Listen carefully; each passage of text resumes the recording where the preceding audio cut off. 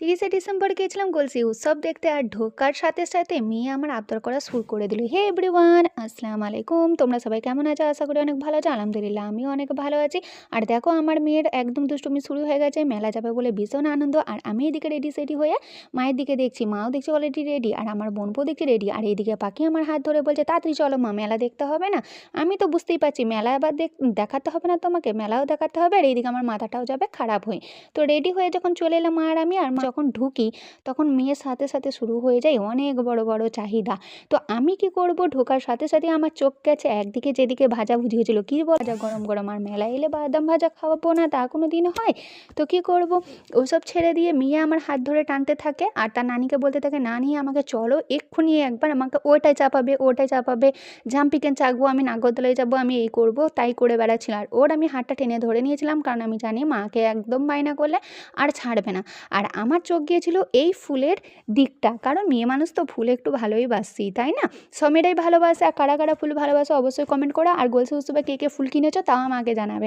তো আমার মেয়ে ওই বড় নাগরদোলার দিকে তাকিয়েছিল, আর আমিও তাকিয়েছিলাম, কারণ ওটা আমারও নেই আমার মেয়েও নেই। আর মা তাড়াতাড়ি কী করবে, ওদের দুজনের জন্য দুটো টিকিট কেটে নিল। ওরা দু ভাই বোনে ওঠার জন্য খেপাখেপি করছিল, বুঝিয়ে সুঝিয়ে এই যে এই একটাতে চাপিয়েছি, কারণ এটাতে ও আজ পর্যন্ত চাপেনি। তাই ওকে অনেক রিকোয়েস্ট করলাম, এটাতে তুমি চাপো, যখন তোমার গ্রামে মেলা হবে আর কিছুদিন পর তখন তোমাকে আমি তোমার সমস্ত ডিমান্ড পূরণ করব।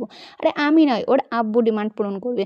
আর ওদেরকে চাপিয়ে আমি চারিদিকটা ঘুরে ঘুরে দেখছিলাম। আর সত্যি মেলাটা এবারে অনেক বড় বসেছিল, আর দেখতে সত্যি অসাধারণ লাগছে। আর তোমরা কি এনজয় করলে গলসি উৎসবের মেলা? তো আমি তো প্রত্যেক বছরে একবার করে যাই, তো যেহেতু দুদিনের টাইম ছিল তাই ঘুরেও চলে এলাম, মেয়েকে নিয়েও ঘুরে দিলাম। আর মেয়ে দেখো ভীষণ আনন্দ হয়ে গেল, ওর আনন্দেতে আমি আনন্দ।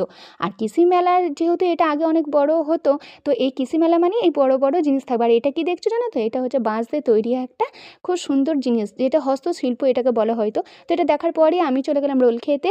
তো মা খাবে না, মা যেহেতু ভাত প্রিয় মানুষ একটা, তাই ভাত খেয়ে চলে এসেছিলো। আর এদিকে মেয়েকে ঘুমিয়েও খাই দিলাম। ফুলের দোকানে আবার গেলাম একটা নেওয়ার জন্য, কারণ আমাকে ঘর সাজাতে খুব ভালো লাগে। তো সেটাই কিন্তু যার দাম বললো, আমি তো ওখান থেকে সরে চলে, আমি বললাম তোর ফুল তুই রাখ বাবা, আমি এখন যাই, যখন বর আসবো বরের পকেট খালি করবো, আমার এখন করলে চলবে না। কি মেয়েরা তাই তো, তাই অবশেষে আমি একটু লিপস্টিক প্রিয় মেয়ে যেহেতু, আমার মেয়েও কিন্তু লিপস্টিক পরতে খুব ভালোবাসে। আমি না বলে ওর জন্য আমি প্রত্যেকটা মেলে একটা করে লিপস্টিক চয়েস করি। আর সেই লিপস্টিকটি আমার মেয়ে প্রথম বলছে আমি ট্রায়াল দিয়ে প্রথম দেখবো, দেখি কত সুন্দর কালারটা ফুটে। কি তো দেখো মেয়ে যেহেতু লিপস্টিকটা একদম একবার ঠোঁটে দিয়ে দিলে সত্যি খুব ভালো লাগে। বাড়ি যখন চলে আসবো তার শেষে যখন দেখি মেলা এসেছি, মেলার গান নাচ না দেখলে হয়? তো এখানে একটা মেলার গান চলছিল, তো মেলার এই গানটা দেখি কিন্তু আমি বাড়ি পথে রওনা দিলাম। আর আজকে তোমাদের ভিডিওটা কেমন লাগলো অবশ্যই লাইক করো, কমেন্ট করো, টাটা।